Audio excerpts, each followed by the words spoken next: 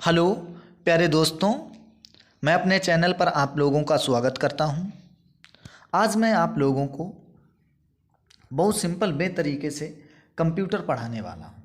और देखिए, मैं कंप्यूटर की बात करूं तो कंप्यूटर आपका UP triple S C junior assistant में आता है, ग्राम पंचायत अधिकारी में आता है, डीएसएसबी जूनियर असिस्टेंट, यानी कि अदर भी कम्पिटेटिव एग्ज़ाम, ऐसे कोई एग्ज़ाम नहीं कि जिनसे अब कंप्यूटर अछूता रहा हो।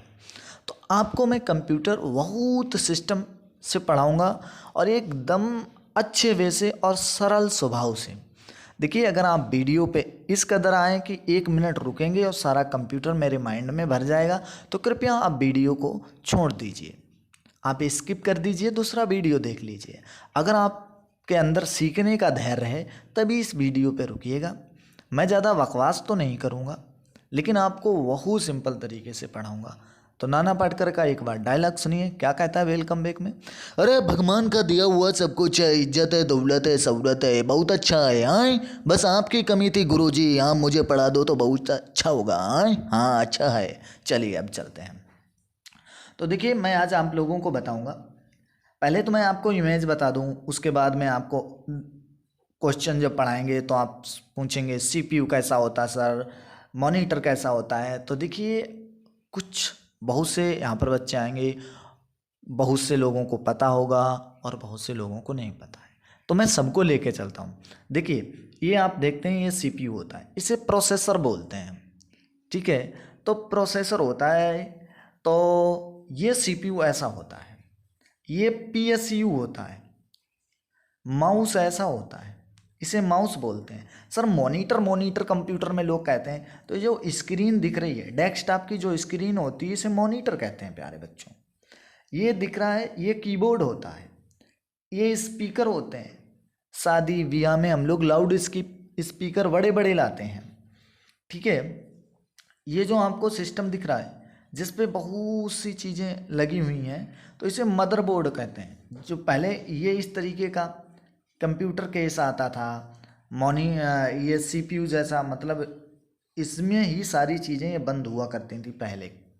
अब जो डेस्कटॉप है उनमें, अब तो खैर लैपटॉप हो गए, तो वो सिस्टम उसी में है। तो ये अगर आप अंदर, इसके अंदर खोल के देखेंगे ऐसा दिखेगा, तो इसे हम लोग मदरबोर्ड बोलते हैं, क्योंकि इस पर सारा सिस्टम ये कंट्रोल करता है, इसलिए ये मदर है पूरा कंप्यूटर का। ये एक्सपेंशन कार्ड होता है, ये कार्ड लगाया जाता है कंप्यूटर में। ये रैम होती हैं, 2 लगी होती हैं, 2 कोरें चकली चकली लंबी लंबी सी होती हैं, इन्हें रैम बोलते हैं।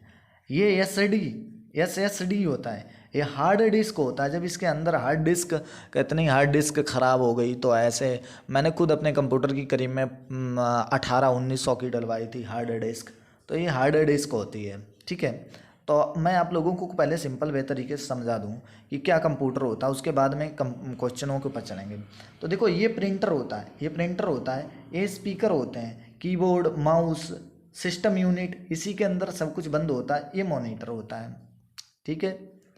तो इस तरीके से आप सारी चीज़ें वही हैं। ये स्कैनर होता है, वीडियो कार्ड होता है, SMPS। ये अगर लाइट चली जाती है तो ये लाइट कंप्यूटर को देता है, इसे बोलते हैं स्ट्रक्चर्ड मोड पावर सप्लाई। ये प्रोसेसर होता है, मदरबोर्ड होता है, हार्ड डिस्क होती है, ठीक है। ये वेब कैम होता है, और ये प्रिंटर होता है, ये रैम होती हैं। चलिए, अब मैं पहले क्वेश्चन पे चलता हूँ। अगर आप लोगों को वीडियो की क्वालिटी सही ना आ रही हो, अगर मेरी स्पीड आपको कम लग रही हो, तो यूट्यूब में सारी फैसिलिटी होती हैं, आप क्वालिटी को भी बढ़ा सकते हो और मेरी स्पीड को भी बढ़ा सकते हो, ठीक है। चलिए प्यारे बच्चों, मैं अब पहले क्वेश्चन पे चलता हूँ, आप धैर्य से और बढ़िया तरीके से सुनिएगा। चलिए, ज़्यादा लंबा क्लास नहीं खींचूंगा। कंप्यूटर के आविष्कारक कौन है? तो आपको अच्छी तरीके से पता होगा, कंप्यूटर का आविष्कार किसने किया था? Charles Babbage. अच्छा सर, ये वही चार्ल्स बेबेज हैं जिन्हें कंप्यूटर का क्या कहा जाता? पितामह कहा जाता है। क्या कहा जाता? पितामह कहा जाता, पितामह कहा जाता। अच्छा सर, ये वही चार्ल्स बेबेज हैं जिन्होंने एनालिटिक इंजन बनाया था, एनालिटिक इंजन बनाया था। अच्छा सर, एनालिटिक इंजन की खोज चार्ल्स बेबेज ने, कंप्यूटर का पितामह चार्ल्स बेबेज। कंप्यूटर का आविष्कार चार्ल्स बेबेज। अच्छा सर, सबसे पहला कंप्यूटर का क्या नाम था? तो इसका सही आंसर कौन सा वाला? सी होगा। ठीक है बच्चों, सबसे पहला कंप्यूटर का नाम क्या था? तो पहला कंप्यूटर सबसे पहले बना था एनिएक। कंप्यूटर की बात कर रहे हैं, डिवाइस वैसे तो अबेकस बना था, ठीक है, लेकिन कंप्यूटर, ये एनिएक कंप्यूटर है, ये फर्स्ट पीढ़ी का कंप्यूटर है, प्रथम पीढ़ी का कंप्यूटर। वही प्रथम पीढ़ी है। प्रथम पीढ़ी में हम लोग क्या करते थे, किसका? वैक्यूम ट्यूब का यूज करते थे। फिर हम लोगों ने ट्रांजिस्टर का यूज किया, फिर आईसी का यूज किया, फिर प्रोसेसर का यूज किया। इसी तरीके से जो एनिएक था, क्वेश्चन भी पूछा जाता है एनिएक किस पीढ़ी का कंप्यूटर है, तो एनिएक आप बताएंगे फर्स्ट पीढ़ी का कंप्यूटर है। ओके, तो इसका सही आंसर क्या है? एनिएक है। क्या है? एनिएक इसका सही आंसर हो जाएगा। अगला क्वेश्चन देखिए, चलिए ये क्वेश्चन रहा। अब देखिए, कह रहे हैं कि आधुनिक कंप्यूटर की खोज सर्वप्रथम किसने की थी? तो आधुनिक कंप्यूटर की खोज सर्वप्रथम कब हुई थी? तो आपको बताऊं, जब हमारा भारत आज़ाद हुआ था उससे 1 साल पहले। आप इस तरीके से याद रखिए, हमारे भारत के आज़ाद होने से 1 साल पहले 1946 में आधुनिक कंप्यूटर की खोज होती है। ठीक है, कंप्यूटर के क्षेत्र में महान क्रांति कब आई? तो महान क्रांति आई 1960 में। क्वेश्चन इंपॉर्टेंट है, सारे सिलेक्टेड क्वेश्चन लाया हूँ मैं। देखिए, आपको ये नॉलेज तो होनी चाहिए, ठीक है। तो आधुनिक कंप्यूटर में महान क्रांति कब आई थी? 1960 में। और आधुनिक कंप्यूटर की खोज कब हुई थी? 1946 में। अगला क्वेश्चन, अब देखिए, कंप्यूटर का हिंदी क्या नाम होता है? वैसे कंप्यूटर हम लोग चिल्लाते हैं, लेकिन कंप्यूटर को हिंदी में क्या कहते हैं प्यारे बच्चों? संगणक कहते हैं। क्या कहते हैं? संगणक कहते हैं। तो कंप्यूटर का हिंदी नाम संगणक हो गया। कंप्यूटर साक्षरता दिवस कब मनाते हैं? तो 2 दिसंबर को। 2 दिसंबर को हम लोग कंप्यूटर साक्षरता दिवस मनाते हैं। कंप्यूटर का हिंदी नाम संगणक है। अगला नेक्स्ट क्वेश्चन, सीपीयू। मैंने आपको बताया था सीपीयू कैसे होते हैं, तो मैंने आपको सीपीयू दिखाया था। सीपीयू का फुल फॉर्म क्या होता है?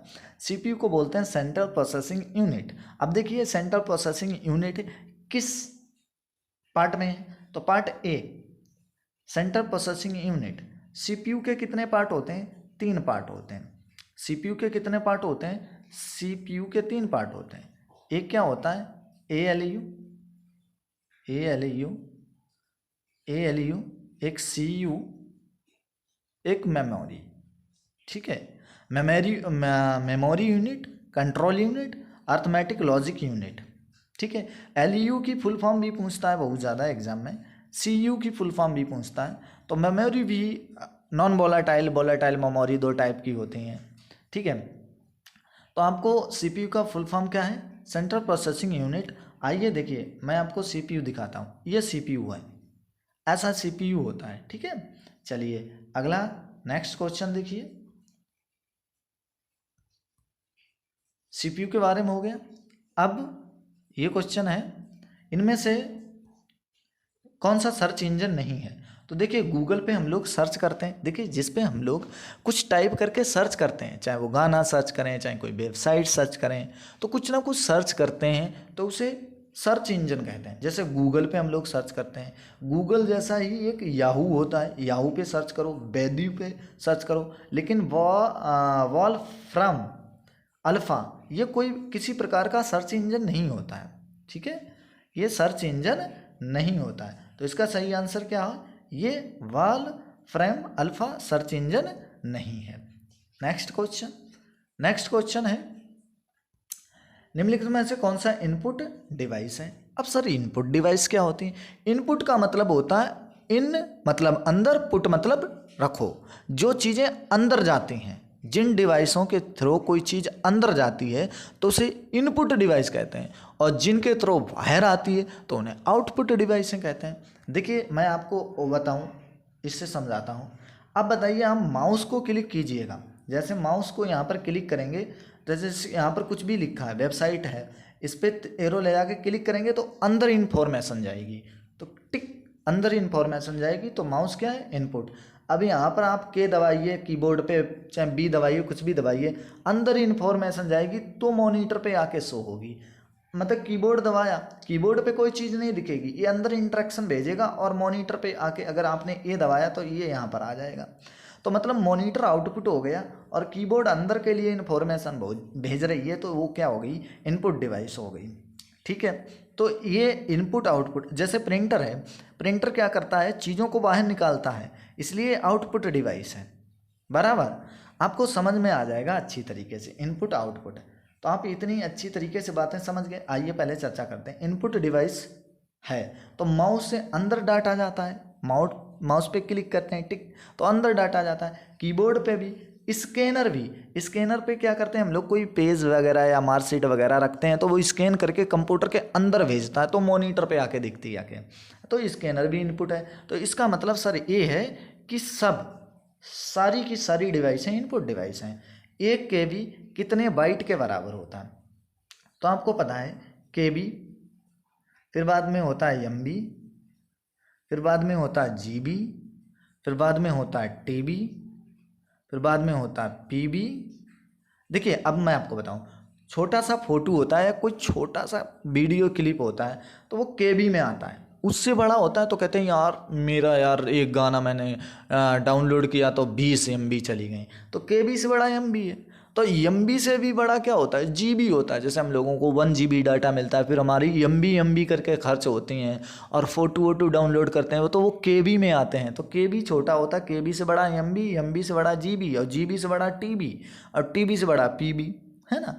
Kilobyte, megabyte, gigabyte, terabyte, petabyte, ये होते हैं। तो सब भी देखिए, इससे आगे इसमें जाएंगे तो 1024 KB में 1 MB, और 1024 MB मिलाओगे तो 1 GB, 1024 GB में लाओगे तो 1 TB, और 1024 TB लाओगे तो 1 PB।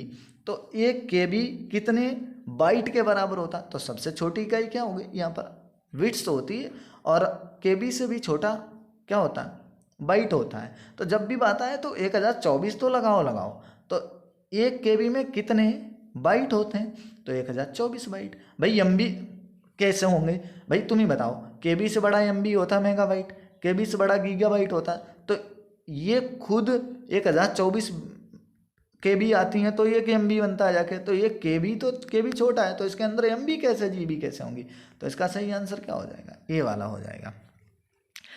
प्यारे दोस्तों, अगर आपको ये वीडियो पसंद आया है तो ये मेरा पार्ट 1 वीडियो था। अगर आपको इस तरीके से वीडियो पसंद आया है तो आप कमेंट कीजिए, तो मैं नेक्स्ट वीडियो में ज़्यादा क्वेश्चन रखूँगा, वीडियो ज़्यादा लंबा नहीं बनाऊँगा।